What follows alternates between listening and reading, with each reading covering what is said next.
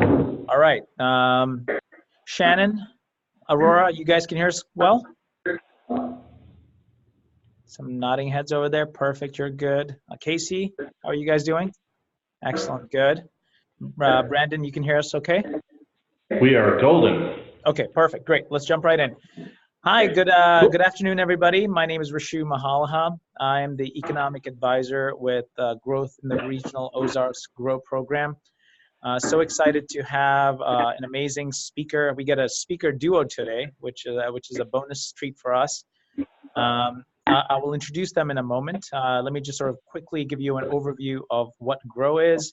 I want to share with you some of the tools that we're utilizing, and we welcome your participation in them. And then we'll jump into the presentation. So Growth in the Regional Ozarks is a program that's helping support the economic development, economic growth, community development of 5 regional communities that includes, on the call we have Aurora and Marshfield, folks from Buffalo, Sarcoxie, and Salem are also part of the Grow community. So that's who's encompassed in the program. One of the tools that we want to make you aware of is something that was launched summer of last year called Business 911. If you click on the Grow Missouri link, you come to this site. Basically, it's a basic forum where you can find various support-related items for your business. You can look at it at your convenience. The one item that I did want to highlight is all of our conversations that take place on a monthly basis as part of this educational series. We record them and they're cataloged. So if you like any of the topics that you hear today, or if you want to revisit or share with other partners, peers, friends, please direct them to grow.business911.org.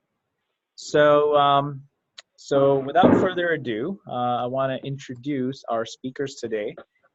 We have 2 speakers that have joined us. Brandon Welch, he has spent the last decade studying and making advertising and figuring out how human beings work. He and his team are helping companies across the U.S. make more noise, make more money with communication that quickly turns attention into action. The principles they've used to grow over 500 companies will drastically improve results in every corner of their business. So glad that we have Brandon's expertise to help a lot of the folks that are attending. And Brandon, just so you're aware, in the audience, we'll probably have a variety of business owners, probably a handful of nonprofit leaders as well. So I'm sure your content will be quite applicable to them. We also have Randy Mays with us. Randy is a CEO, coach, and organizational development expert. And he will be sharing with us the latest research on the human brain, how it responds to leadership, communication, and organizational buying. Based on the findings of Daniel H. Pink and his work in behavioral science, these ideas make so much sense. You'll wonder how you never saw them before. So Randy, welcome. So glad you're part of the conversation. Can't wait. And so without further ado, I'll turn the mic over to you guys, and I'll also turn the controls over to you guys, so you guys can manage the flipping slides. Thank you for the introduction. Those are strong words. I hope we can deliver. So I'm going to jump right in. We have almost 100 slides to go through today. I will flat out just wrap them for you guys. Randy's a little more slow and methodical. I'm going to lay down the beat. So I'll just give a quick nod, make sure what I've got on my screen here is what you guys see. Are you seeing my my presentation? Yep, good. Okay, cool. Move this one thing over here. Cool. So the topic that we have today is absolutely relevant to every business I've ever worked with, and we work in a number of sectors, mostly service businesses, either local service, think home improvement, or doctors, lawyers, surgery groups, things that are people that are owner operators and working directly with their clients. And the other half of my business is working with people like Cindy here at Dreamtime Creations, which is actually where we are today. Cindy and I go way back, and the other half of our business is working with e-commerce companies. We do a number of things across multiple advertising and communication platforms, everything from TV, radio, billboards, and print, all the way to the digital side of Google, websites, social media, email marketing, and all of those things. So I wanted to stop here for a second, though, and I imagine on the other side of these many screens that I'm talking to many other Cindys, and we're sitting here with her today. She's graciously allowed her headquarters to be and her internet connection for us to do this with you guys. Cindy is, without a doubt, the hardest working business owner I've ever seen, ever, bar none, and I've worked with companies for, I guess, the better part of 15 years now. But she has an awesome organization, awesome company here that's kind of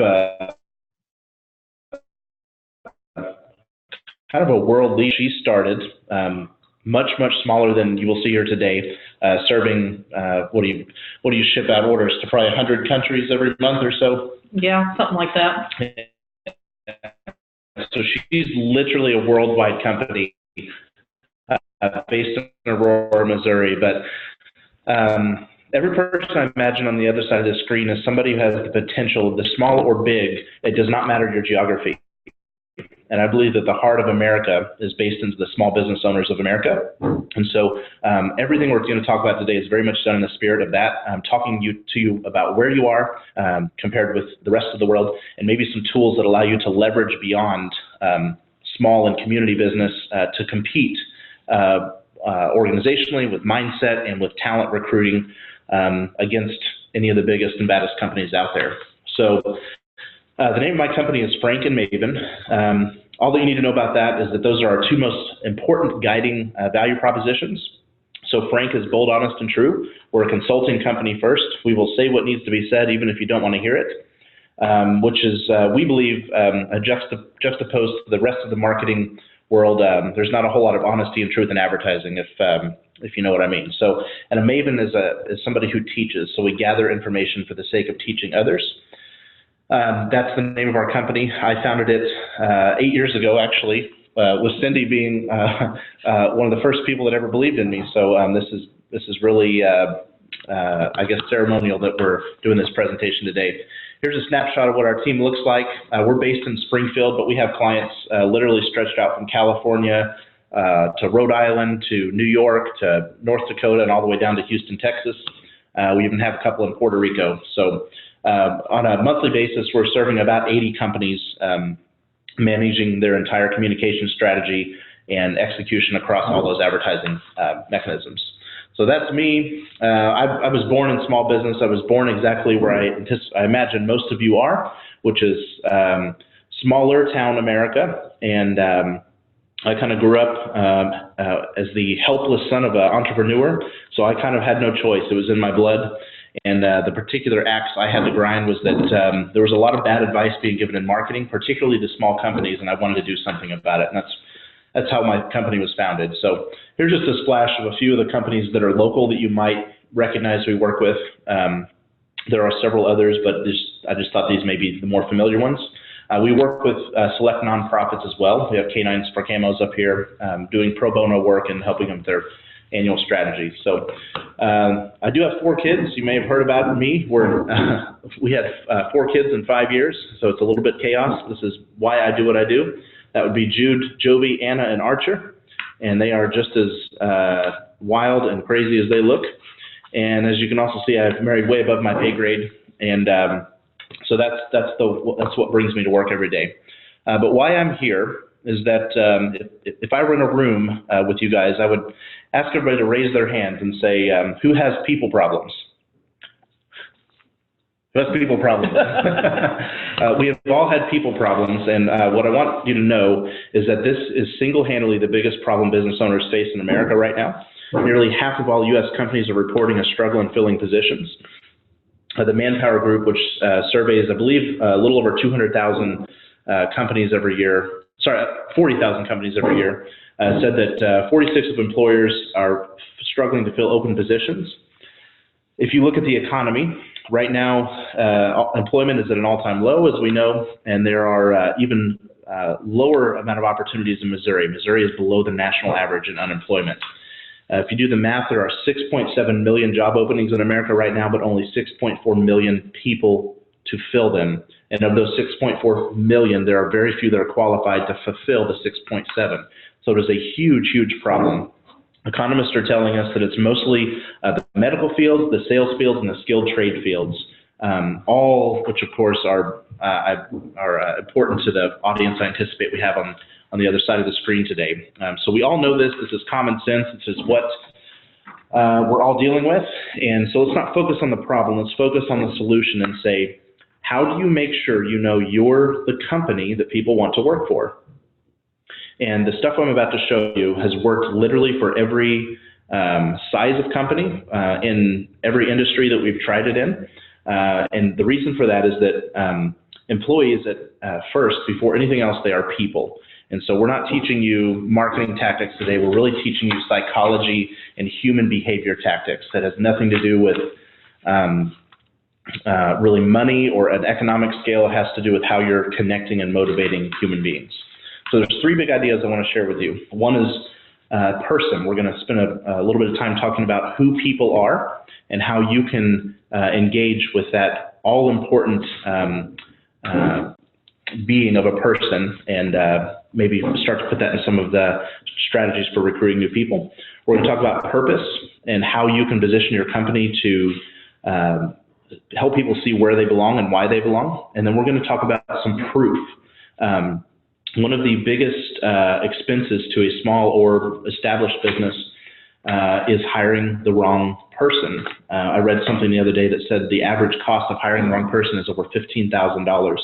And if you think about the time we waste in recruiting and advertising and spinning up and wasting other people's time and possibly bad customer experiences, all of these things add up to we need to have these people prove that they are who they say they are and that they're a fit on our organization. So let's go straight into person. A very wise person once told me that people do things for very good reasons, but they tend to be their reasons, not yours. That wise person happens to be sitting in the room today. I have Randy Mays with me, who's the founder of Drive Leadership Group. His company has helped mine and hundreds of others achieve new heights in communication and harmony within teams, and he's going to talk to you about this more in just a minute. But let's focus on this. Let's think about a person. Let's think about you as an individual, if not a business owner or an employer, just as an individual. You do things for your own reasons. Even when you're doing them for other people, you're doing them for your own validation, your own feel-good, your own motives of helping and serving the people that you love. So let's first identify that every potential employee, whether they're a hard worker, whether they came from a blue-collar background or a white-collar background, or they're unskilled, or they're college graduated, every single one of those people is in it for their own interests. And let's remember that as we go forward. So this next little bit here surpasses any and all marketing activities that I ever do. And this is the first thing that our team, I challenge our team with in every marketing activity. Can anybody tell me the most seductive word in advertising? I'll open up the mics for a few seconds.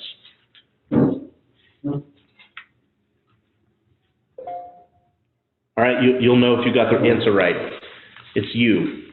That is the most seductive and most powerful word in any form of advertising for the exact reason we just talked about. People tend to do things for their own reasons.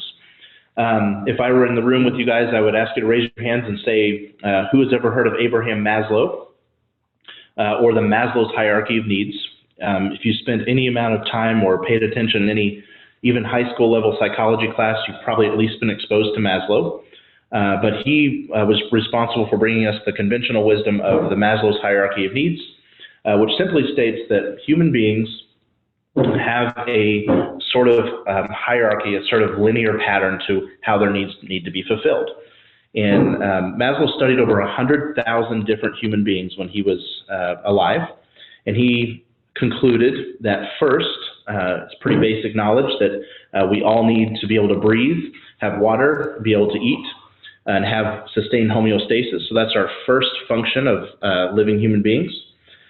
Second, after we have those things, we are then, in sequential order, looking to have security of our body, safety, shelter, family, people around us, just basic support.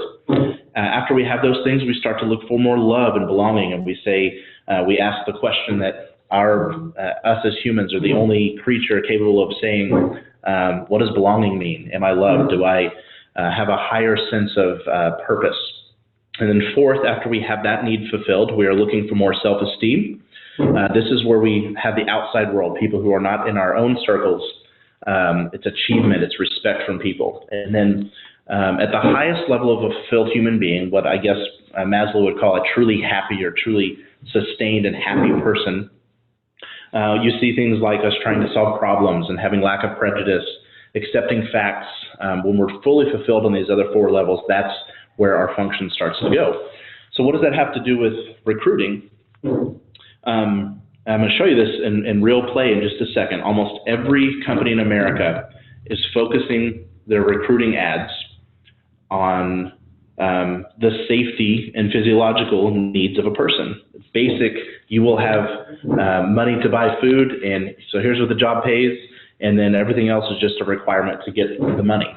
And we tend to think that people want to work for money. They want to come and work as an exchange for a currency, and they will tell you that, especially when they're unfulfilled. But Maslow observed, and remember that study of over 100,000 human beings, that most of us walk around, over 80% of our lives, not self-actualized. We either need more self-esteem or love and belonging. We're bouncing between those two areas. Most of us in some area of our life are looking for more confidence, more respect by people. As Dave Ramsey says, it's why we buy things with money we don't have to impress people we don't even like. And if you just take a look around at your own circles, even people that are enormously successful, maybe even you are in this category, we're all looking for a little bit more of those things. And so just as a simple observation of humanity, we're going to say strategically, stop only talking about the money and the benefits of a job, because those really only speak to the first basic levels of human need. And let's start taking an opportunity to make a difference with love and belonging and esteem. And that may sound completely weird and unconventional to all of you or some of you. It sounded weird to me when I first heard it, but I'm going to talk about some practical ways to do that that does not equal us singing Kumbaya in a circle, because none of us want to do that. So one of my heroes in advertising, this is my Yoda of the advertising world. He basically taught me everything that I know about humans, and he's extremely successful. If you're a local longtime resident, you'll remember Woody Justice, I Want to Be Your Jeweler, and all of those whimsical ads that caused people to come in and buy way more jewelry from this little tiny shop in Springfield. Made Woody Justice literally a worldwide success. Roy is responsible for that. And I have the privilege of calling him a friend and a mentor. But he reminds us that bad advertising is about your company and your product. Good advertising is about your customer and their life. Bad advertising is about you, your company, and your product. Good advertising is about your customer and their life.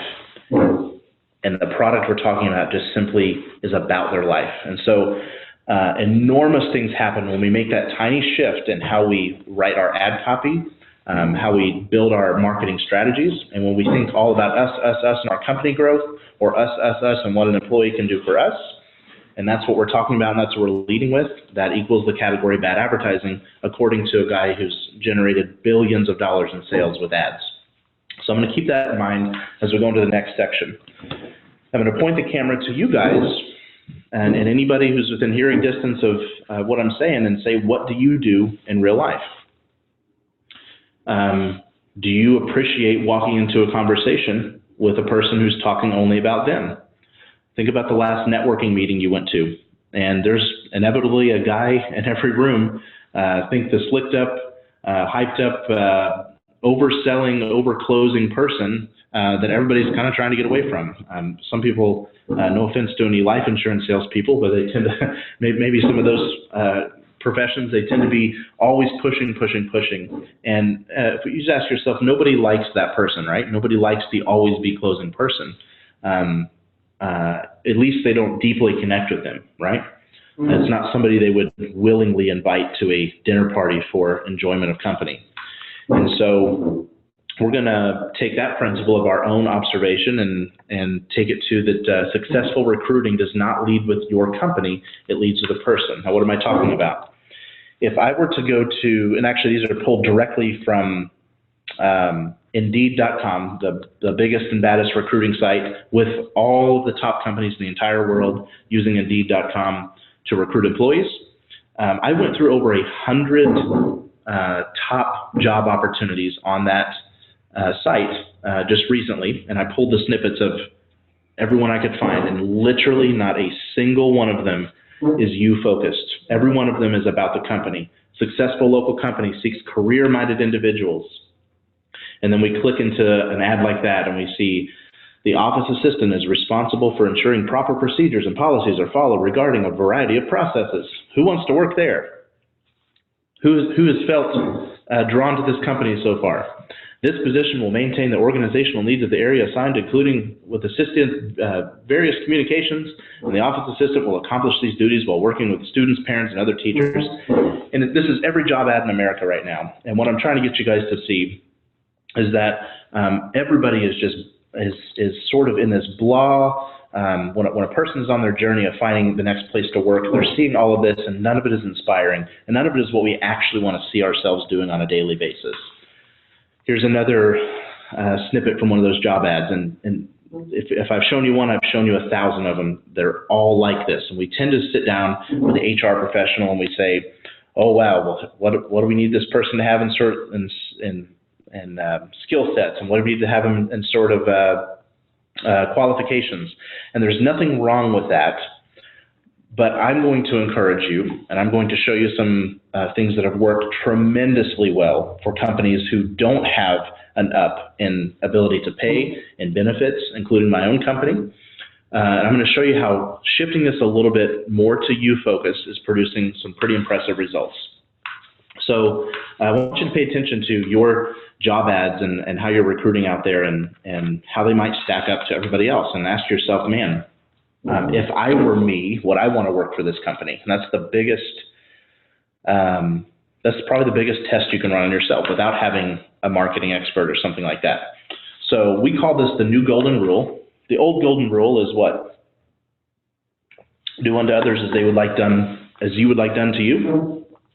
And when we're business owners and when we're leaders and when we have agendas of our own, if we think like that, we will take the curse of our knowledge about everything that is great about our company and we'll just completely forget it. We'll assume everybody already knows it.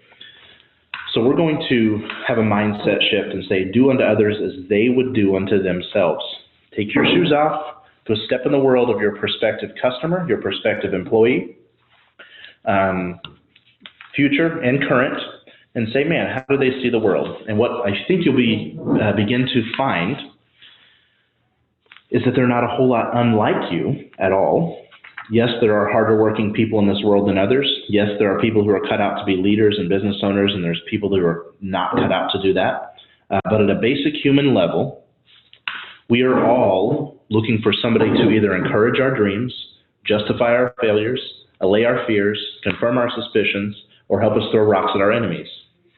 I tell my people, if they will just learn these 27 words, they can do anything in marketing. I've built an entire career off of this principle right here. If in your communication, this goes for your advertising, this goes for your recruiting for people, if you are encouraging somebody's dreams, they're going to listen.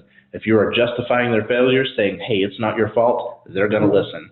If you are allaying their fears by giving them hope for a better tomorrow or a safer tomorrow, they're going to listen. If you confirm their suspicions and tell them everything they've always secretly believed is right, they're going to listen. And if you help them throw rocks at their enemies, the people that have done them wrong, they're going to listen. And every single one of us is like this to a certain degree. We are primal, what's the word? We are connected creatures. We want tribes. We're tribal creatures. Sorry. Oops. Holy smokes. I just lost my screen. Is everybody losing my screen?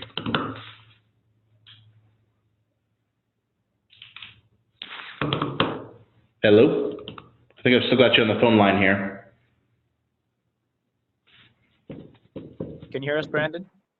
I can. It's my superior Apple machine just decided to take a nap. And hold on. We can all laugh at that one, right? Before I eat my words forever, it's supposedly coming back on right now. It just literally decided to quit. And here she is. She's back. Can you guys see my screen? We're not seeing your screen, but. Okay. 1 second. Let me reconnect. It had to be the internet. I blame Aurora. 1 second. Whatever. Yeah, okay. I'm going to jump back on right now. Maybe you can reshare the screen with me. Sorry about that.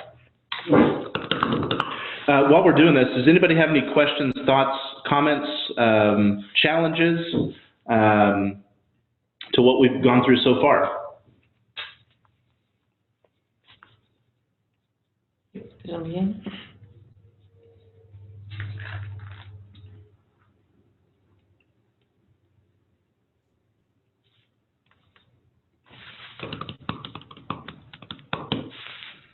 Brandon, will you be able to share examples of well-written job position titles, position descriptions? I'm glad you asked. That's coming right up. Continue. Okay, I'm back on with you guys. Gave me the host. Sorry about that. That's what I get for giving Randy crap about his PC. He said, "Do you want me to bring my PC?" And I said, "No, leave that hunk of junk in the car. We don't need that." So, all right, we're back. You guys see the screen now? Not yet.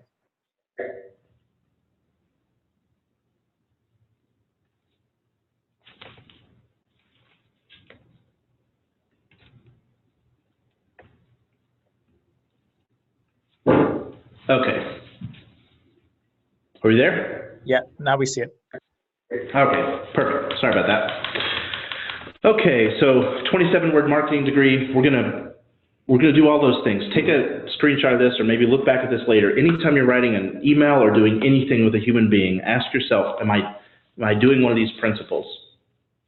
So then we're going to ask, who am I really talking to? Who is this person? What are their needs, pain factors, hopes, and dreams? I'm going to start to model who this person might be. Let me give you guys an example. We wrote a recruiting ad for a company they're in the medical field. Frankly, they didn't have a competitive salary to offer. It was sort of in line, but there's several of their competitors that could offer a higher salary. We did not have an overly impressive benefit package, and the work on the surface didn't seem maybe quite as exciting as saving lives. It was in the medical nursing community. And if anybody who is in the nursing world, they know how hard it is to recruit nurses, because there's a shortage of them, as we talked about earlier. So we went through and modeled, what does a nurse actually need? If I took my shoes off and went and put myself in the shoes of the average nurse today, what's frustrating him or her? What is holding them back? And we, just by modeling that and maybe even asking a few questions to a search engine, we found that flexibility is the biggest problem with nursing. You have people in that profession who have to work late hours. They're not there for things like their kids' soccer games. They can't take vacations at will. Every person, we believe, needs status with friends. They need to have some sort of a bigger mission and purpose. When they go home, they want to have an identity. Part of that is status with the spouse. They want to have the ability to grow. And then, of course, they do want money. That's not an unrelevant category, but we put that as the basic top 5 needs. And what I'm going to encourage you guys to do is ask these 4 questions of any person you're ever talking to in a recruiting ad. What are their needs? What are their pain factors? Well, boredom is the #1 pain factor in many people who leave their jobs. We read some research on that. They feel unappreciated. They don't know that they belong. They don't know that they matter.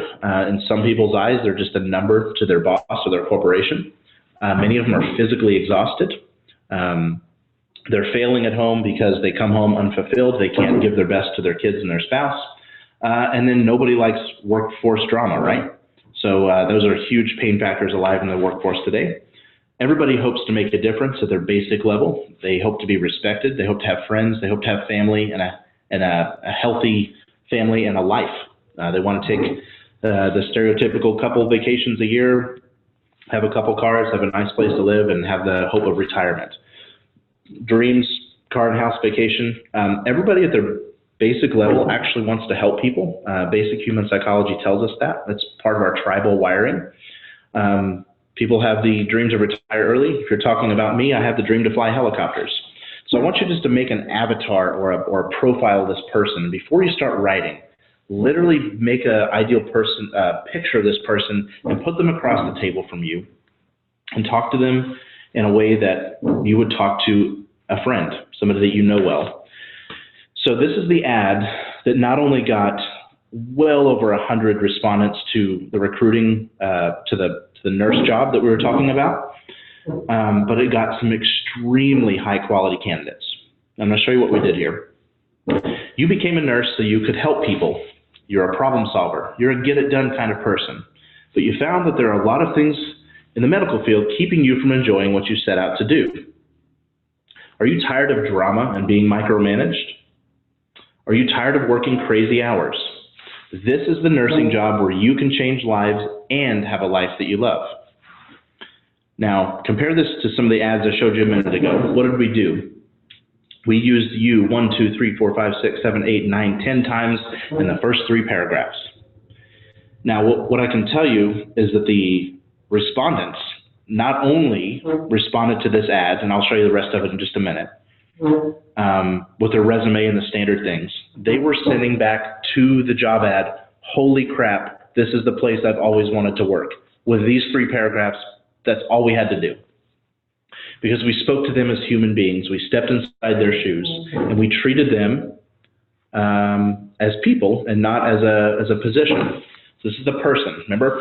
So that's person. If you wanted to go back and take our slides, all of it comes back down to who are they, what do they want, what are their needs, pain factors, hopes, and dreams, and how can you encourage one of those?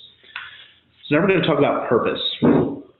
So Forbes recently had an article that I imagine everybody would be interested in reading, Why Millennials Don't Want to Work for You. And one of the key takeaways from there is that millennials don't want a job, they want a life. And what I'm going to encourage us all to say is that none of us really want a job, we all want a life. We just want a job that allows us to live the life that we want. So when we're on a search, it's not the job that makes us happy, it's what the job provides within our life. So remember that you're not selling a job, you're selling a life to these people. So let's go back to Maslow for just a second. Remember, at our highest levels of happiness, we are feeling achievement, we have confidence, we have self-esteem. And then at our highest levels, we're able to solve problems, we accept facts, we have a lack of prejudice.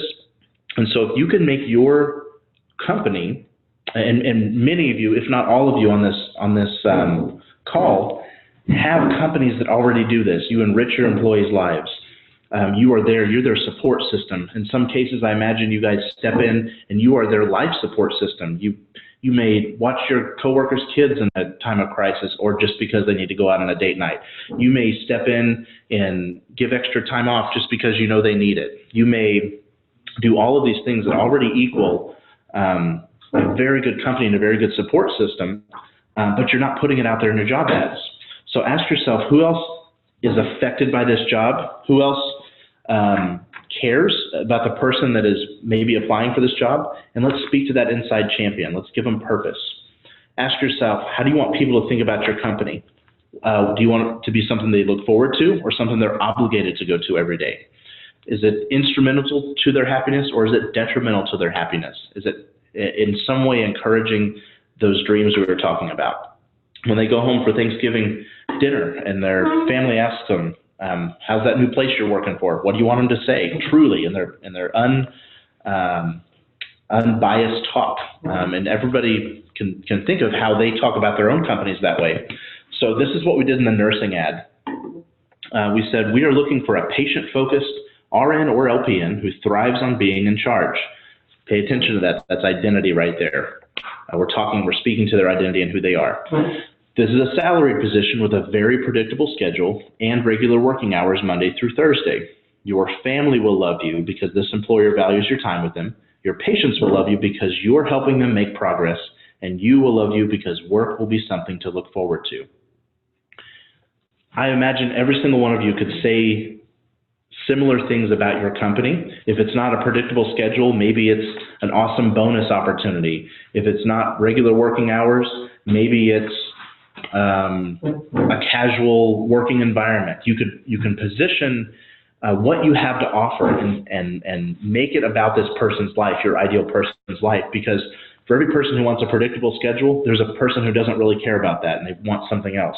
For everybody who wants regular working hours, there's a person that doesn't care about that. But everybody has family, everybody wants purpose, and everybody wants to feel like they're coming to work to do something bigger than them. Even people who you think are complete dopes, they, at their basic level, they may have bad habits, they may have bad life upbringing, they may have a bad set of skills, but at their basic human level, we all want these things. So how am I doing on time, by the way? 12:36. Okay, it's 12:36. We have till 3 o'clock, is that right? That's right. Or sorry, sorry, I'm looking at the clock here. We have till 1 o'clock, I'm sorry. About 20 minutes. Okay, great. So I'm going to rush you through this. You guys can look at this later. It's pretty self-evident.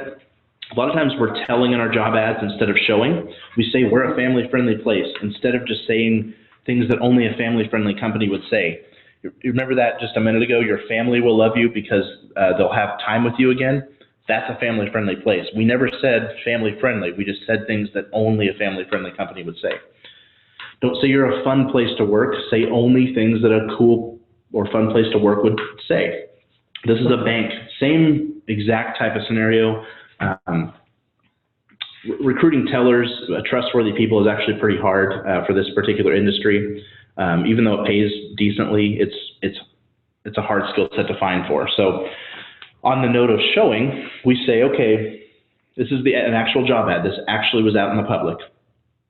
All right, get a trash bag. Go to your closet, bag up all the suits and ties from your old job, get your ugly loafers and just bag it all up. Now go outside and burn the bag. You don't work for a bank anymore. You work for Volt.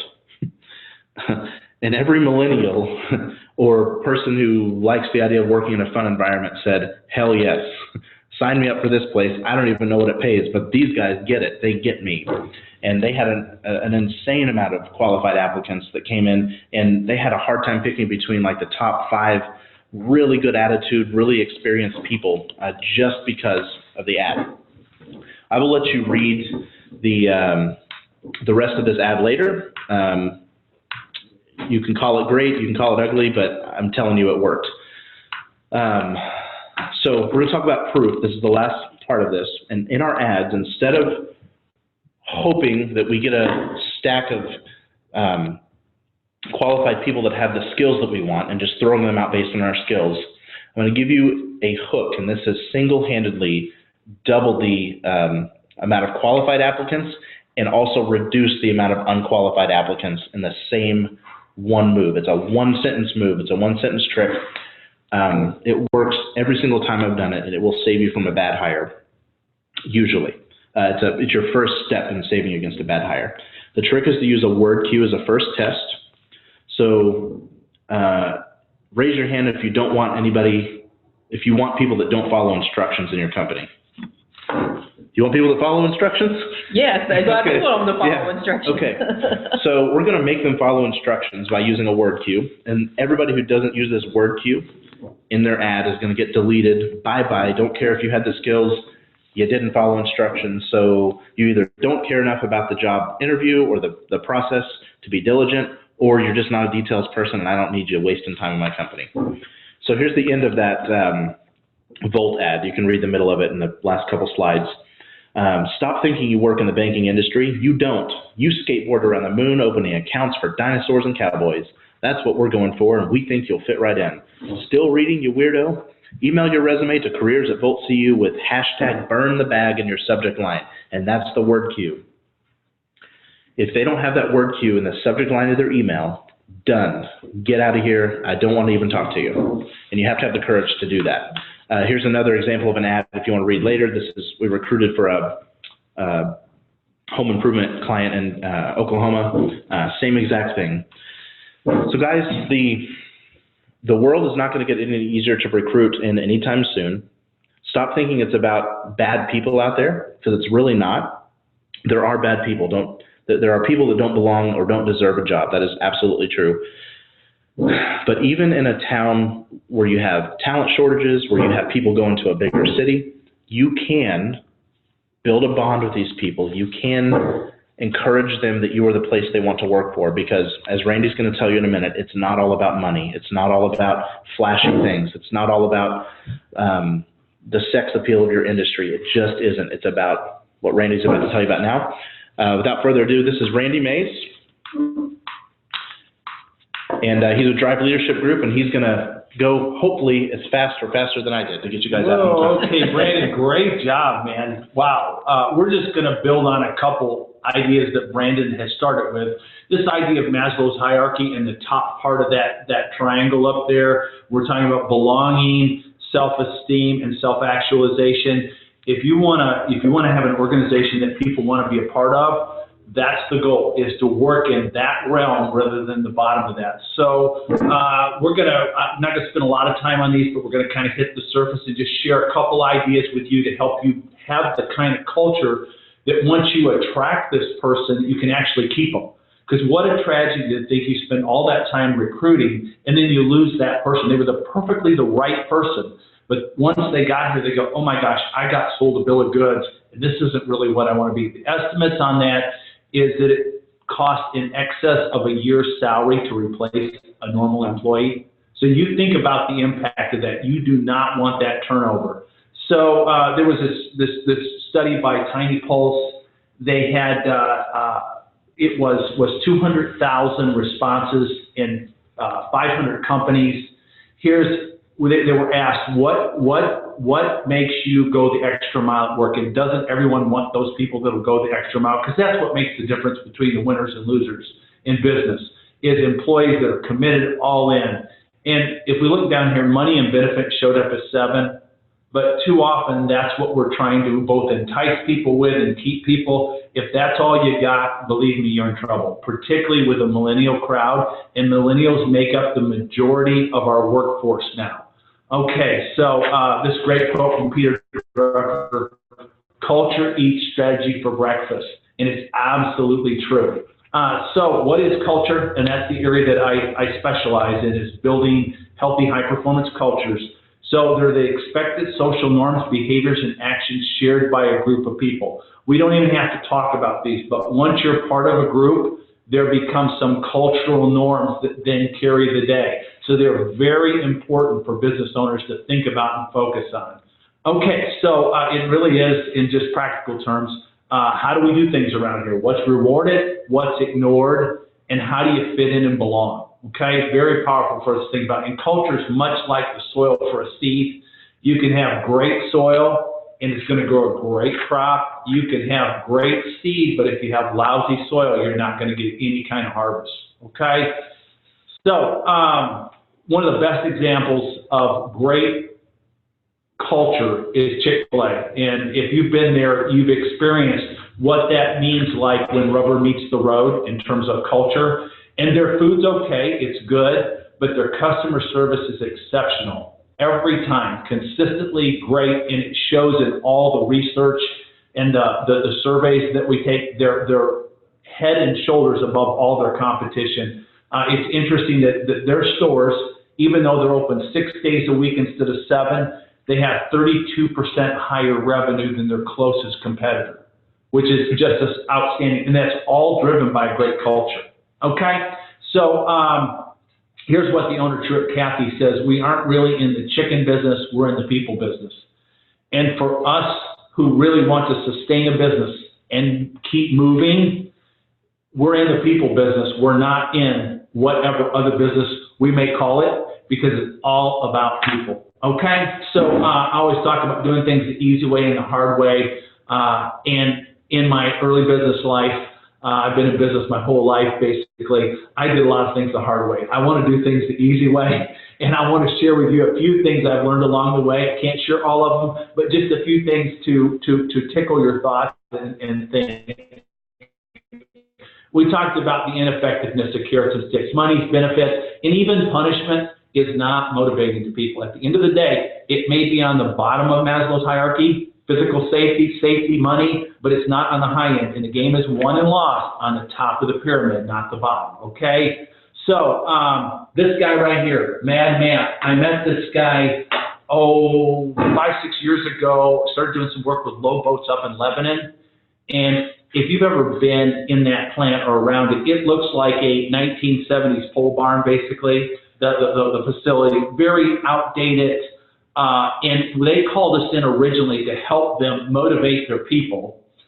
We showed up on the scene and we said, hey, look, we can give you a presentation that your people will get energized around in life, but what if instead we did something that would actually help change your culture and make it work and stick long term? What if you gave us 15 to 20 of your rank and file employees, and together we created a purpose statement, co-created together with those folks, and then came up with some core values so we had some common purpose we could work around. They said, okay, we'll let you do that. So one of those 15 to 20 people they gave us was this guy here, Matt Eden. And you can see he's all tattooed up on his arm, and he was like a garage band kind of punk rocker guy. His attitude so thick you could cut it with a knife. Okay, that's who the game. And I think he had 2 strikes on him, and he was ready to go out the door. They put him in the group with us, and generally speaking, all we had, well, totally, not generally speaking, but absolutely just had rank and file people from the factory floor in this group. Let me show you what kind of work they came up once they were actually engaged in this process and focused around the purpose.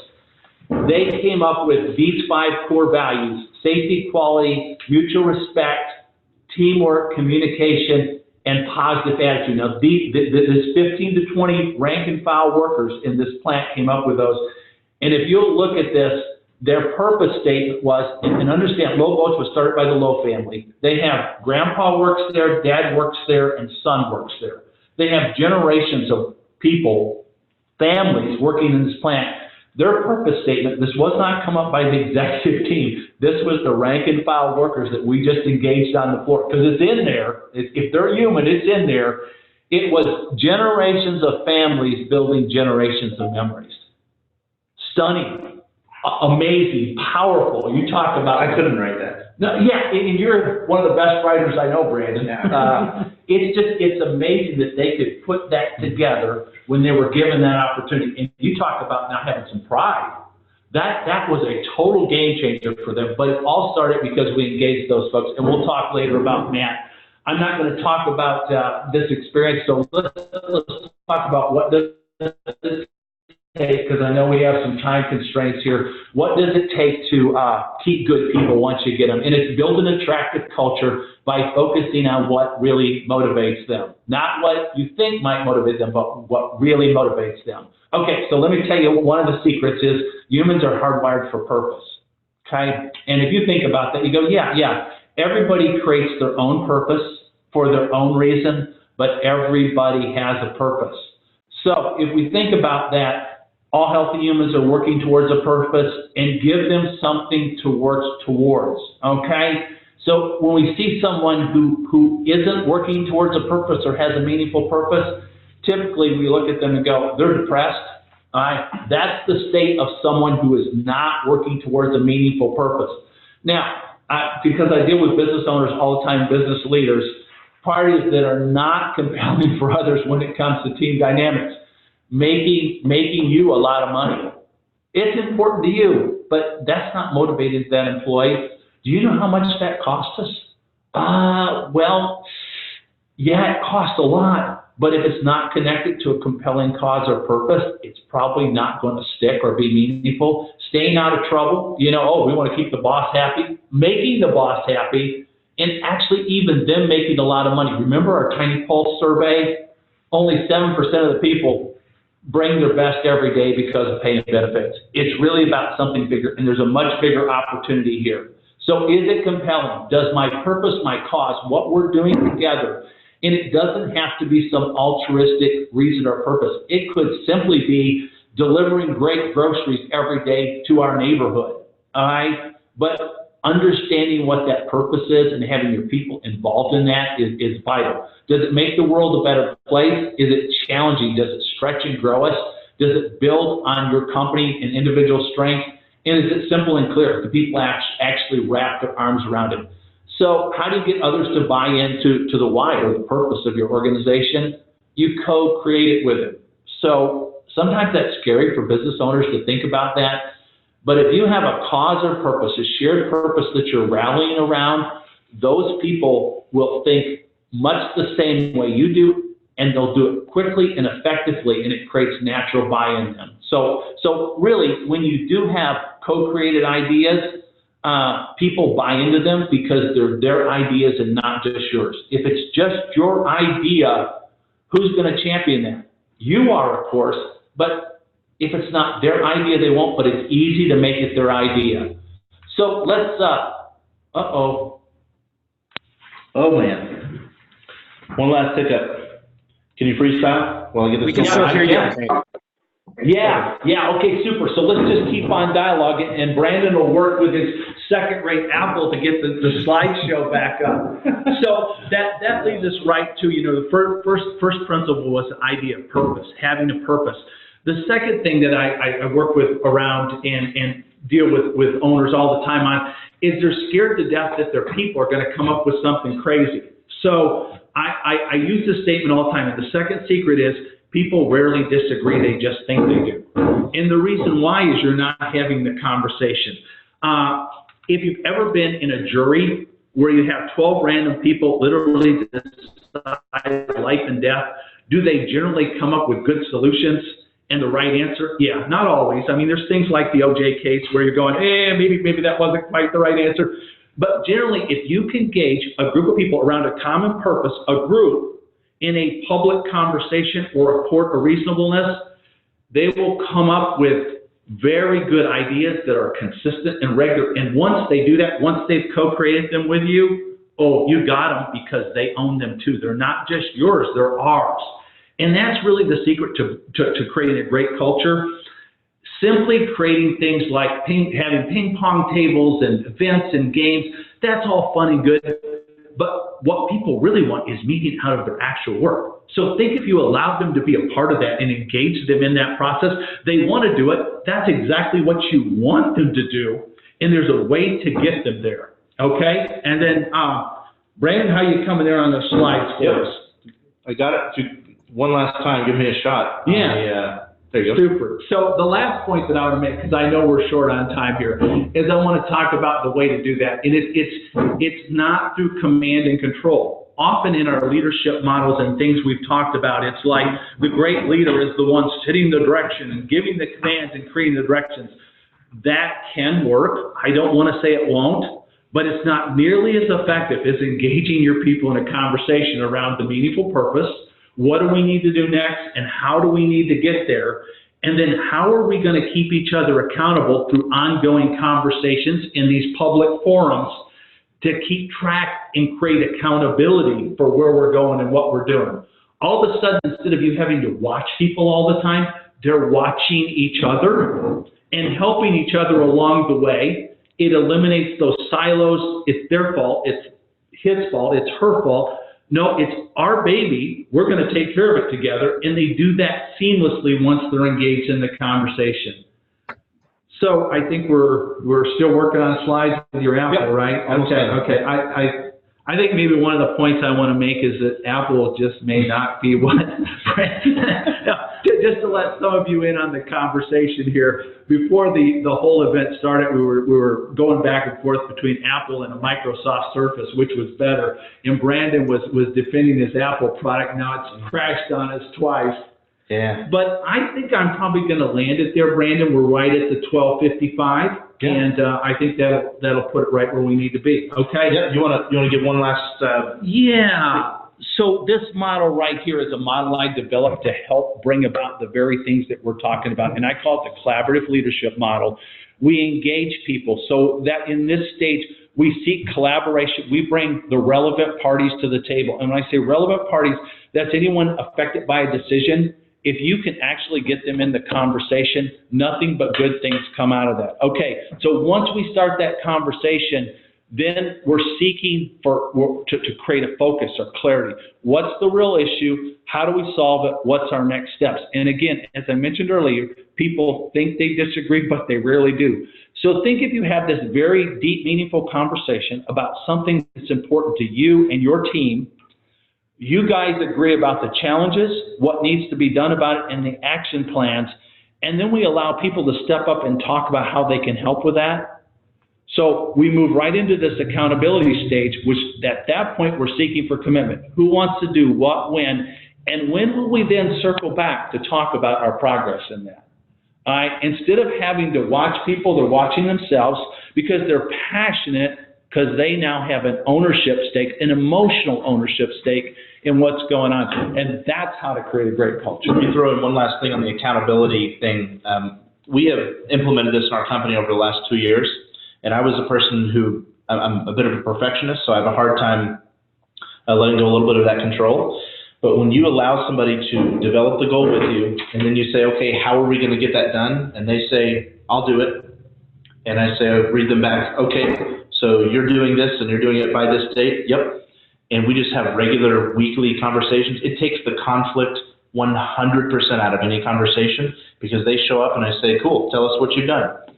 And not only usually do they exceed expectations, they're the first to tell you when they're not doing a good job and when that happens. And then you have the conversation of why, and then you go straight back into collaboration about how you can fix that. It's like magic. It feels like magic compared to the old way of how maybe I ran my business, and I see a lot of people doing that. So guys, that is powerful stuff. Randy will never brag on himself, but he's literally changing the lives of Fortune 500 companies all the way down to owner-operated companies. If you have any heartburn in your organization about people getting along, he'd be a good guy to talk to, even if his services don't make sense for you. He's usually, I won't volunteer his time, but I will send you guys out an email. And there's with his contact info. There's 2 things I want to give you guys if you want them. 3 things actually. We'll send a copy of this presentation so you can look through it, use it, steal it, copy it, anything you want, use it as you wish.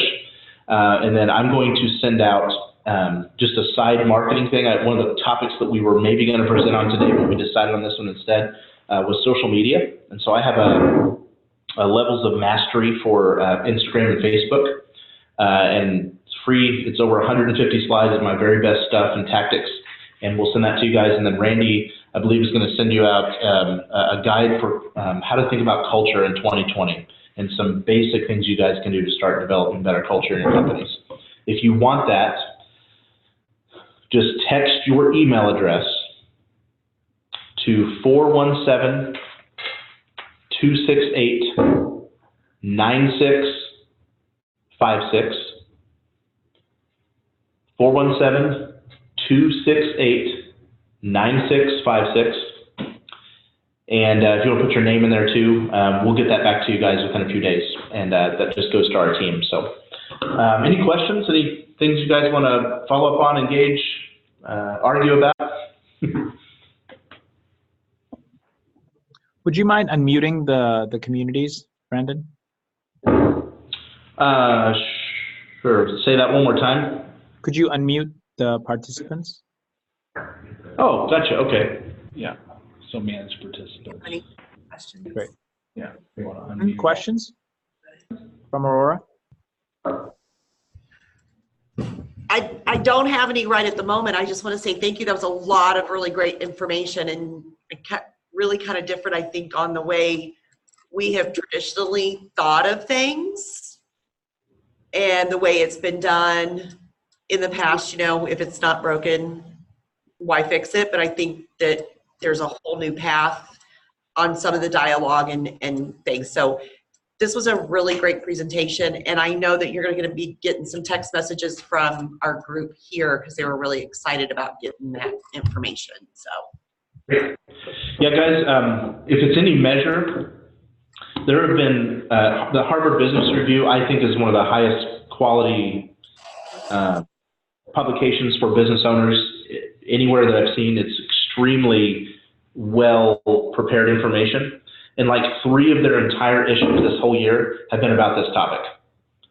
So this isn't just you guys, this is the entire world is catching on to this.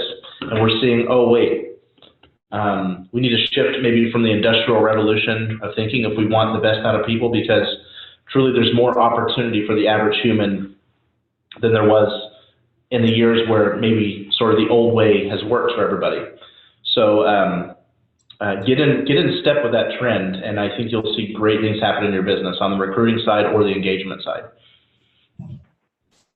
Excellent. Casey, any questions from Marshfield? No questions here. Okay. I have, I guess I just have one quick question on culture, which was, my sense is that